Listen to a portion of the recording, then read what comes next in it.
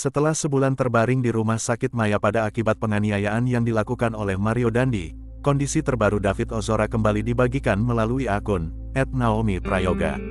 Tante David Ozora itu membagikan foto terbaru kondisi sang keponakan yang terlihat sudah bisa merespon pelukan ayahnya. Seketika suasana menjadi haru, pemandangan ini membuat saya tak berhenti meneteskan air mata.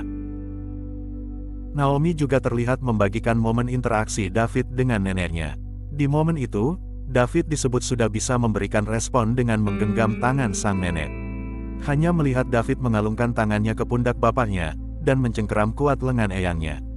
Air mata saya mengalir deras, saya tahu Tuhan sedang bekerja. Saya mengimani pemulihan sedang terjadi pada David, tulis Naomi. Kondisi David pun dibagikan ayahnya Jonathan Latumahina melalui akun Twitternya. Dalam foto yang diunggah Jonathan, David terlihat sedang melakukan fisioterapi yang dibantu oleh 3 orang perawat. Wajah David terlihat merasakan kesakitan ketika sedang melakukan fisioterapi tersebut.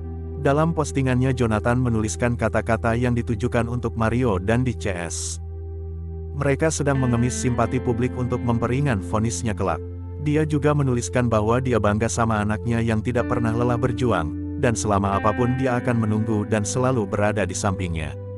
Hal itu disampaikan Jonathan, berkaitan dengan agenda, dilaksanakannya musyawarah diversi, antara anak yang berkonflik dengan hukum yaitu AG, yang merupakan pacar Mario Dandi, dengan pihak korban yaitu David Ozora. Kuasa hukum David Ozora, Melissa Anggraini mengatakan, prosedur sistem peradilan pidana anak mensyaratkan seperti adanya diversi. Hanya saja, kata dia, pihaknya telah mempersiapkan penolakan diversi tersebut. Sehingga dapat dipastikan bahwa, upaya diversi di Pengadilan Negeri Jakarta Selatan, akan menemui kebuntuan, atau tidak ada kesepakatan damai atau deadlock. Jadi hari ini perlu saya sampaikan, ini sidang baik diversi maupun sidang pembacaan dakwaan. Sidang perdana tadi itu adalah sidang tertutup. Mohon dimaklumi sehingga tidak banyak yang bisa kami sampaikan. Terkait dengan diversi, ya diversi saya ingin sampaikan ke teman-teman semuanya. Perlakuan anak, tindak perbuatan anak yang tidak diawali dengan niat jahat saja, misalnya kelalaian, kecerobohan, yang mengakibatkan dampak dan kerugian terhadap orang lain, itu saja susah untuk diterima diversinya. Sehingga keluarga juga sudah menyampaikan tadi kepada majelis dalam musyawarah sidang diversi, bahwa keluarga menolak. Tadi kita sampaikan juga surat kepada majelis menolak adanya diversi. Lebih lanjut, Melissa Anggraini mengatakan, setelah upaya diversi kedua pihak deadlock, maka proses persidangan terhadap AG akan berlanjut ke pokok materinya. Sehingga, sidang terhadap pelaku anak AG akan berjalan maraton, dengan alasan terbatasnya waktu penahanan terhadap anak. Diversi dihadiri oleh pihak dari anak berkonflik hukum AG, beserta orang tua, dari Bapas, dari Peksos, dan ada majelis tadi yang langsung memimpin jalannya musyawarah diversi. Itu terkait diversi. Kemudian telah disampaikan oleh kami terkait diversi tidak bisa dilakukan, maka langsung dinyatakan oleh majelis diversinya gagal. Seketika ketika dinyatakan gagal, langsung diagendakan. Pada saat itu juga kita turun ke bawah, masuk ke ruang sidang anak untuk agenda pemeriksaan. Yang pertama itu sidang pembacaan dakwaan. Pembacaan dakwaan, kami selaku kuasa hukum dengan perwakilan keluarga tadi, pamannya anak korban David menghadiri, mendengarkan langsung pembacaan dakwaan. Di musyawarah diversi hari ini, perkara anak AG, pacar Mario Dandi Satrio, terkait kasus penganiayaan terhadap Kristalino David Ozora, gagal lantaran pihak korban David Ozora menolak damai. Hakim memutuskan untuk proses hukum AG akan dilanjutkan ke meja persidangan.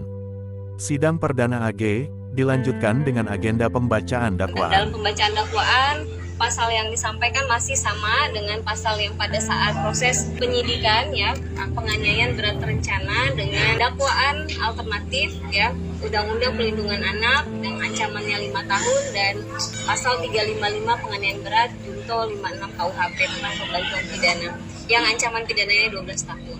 Hasilnya tadi sudah disampaikan oleh hakim yang memimpin proses diversi. Jadi, dari pihak keluarga korban, Tidak bersedia, artinya, menolak untuk dilakukan proses penyelesaian melalui diversi, kata Humas Pengadilan Negeri Jakarta Selatan, Juyamto, Rabu tanggal 29 Maret tahun 2023. Sesuai dengan ketentuan undang-undang, apabila diversi gagal, maka dilanjutkan dengan proses persidangan, kata Juyamto. Juyamto mengatakan, sidang perdana AG juga digelar secara tertutup. Dia mengatakan, musyawarah diversi AG hanya berlangsung sekitar 30 menit. Hakim Sri Wahyuni Batubara menggantikan Hakim Saud Maruli Tua Pasaribu yang telah lebih dulu ditunjuk untuk menangani AG. Namun karena kesibukan Saud Maruli Tua Pasaribu sebagai Ketua Pengadilan Negeri Jakarta Selatan, ia telah digantikan oleh Sri Wahyuni Batubara. Anak AG akan menjalani sidang maraton selama 1 minggu, yang dipimpin oleh Hakim Tunggal, Sri Wahyuni Batubara. Hal itu disampaikan kuasa hukum David, Melissa Anggraeni, yang menerima informasi dari Kejaksaan Negeri Jakarta Selatan. Dari informasi yang kita dapat dari Kejari, sidang anak AG akan dikebut dalam arti maraton. Dalam 1 minggu, sudah akan segera diputus, ungkap Melissa Anggraeni kepada wartawan. Nah, karena besok tadi kuasa hukum dari pihak AG akan melakukan yang namanya eksepsi atau bantahan, besok sidang Anak lanjutan. AG masih didakwa dengan pasal sebelumnya, yaitu pasal 355 penganiayaan berat, terencana, junto pasal 56, kemudian pasal 76C, junto 80, Undang-Undang Perlindungan Anak, terancam hukuman pidana 5 tahun penjara, sifat dakwaannya alternatif. Kata Melissa Anggraeni.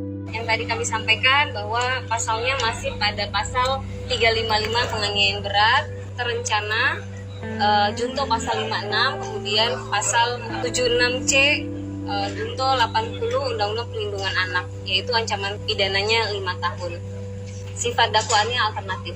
Kami dari pihak David Ozora terus berharap doa. Pada hari ini juga David belum keluar dari ruang ICU, dan kami sangat berharap dan yakin majelis hakim yang memeriksa perkara ini akan lebih berpihak kepada anak korban David Ozora ini, mengingat dampak yang dirasakan oleh David ini sangat-sangat berat ya, bahkan bisa mengalami cedera otak yang sifatnya permanen.